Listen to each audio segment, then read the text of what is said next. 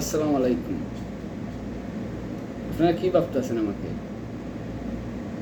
আসলে আমি একজন ঢাকা কুলাঙ্গার ইউনিভার্সিটির ছাত্র, বিসিএস ক্যাডার। মেধা ভরপুর মাথায় আমার, বুঝতে পারছেন? ঢাকা বিশ্বের মাঝে 1 নম্বর স্থানও ঢাকা ইউনিভার্সিটি, কুলাঙ্গার ইউনিভার্সিটির ছাত্র, বিসিএস ক্যাডার। মেধায় ভরপুর মাথায়। তাই আমার বাপকে আমি চিনি না, আমার মাকে আমি চিনি না। হ্যাঁ, কারণ মনে রাখতে হবে আমি কুলাঙ্গার ইউনিভার্সিটির একজন মেধাবী ছাত্র, বিসিএস ক্যাডার। বুঝতে পারছেন? আমি বাংলাদেশের মুক্তিযুদ্ধ চিনি না, আমি বাংলাদেশের স্বাধীনতার ঘোষক চিনি না, সব কালিবালি। কারণ মেধা ভরপুর।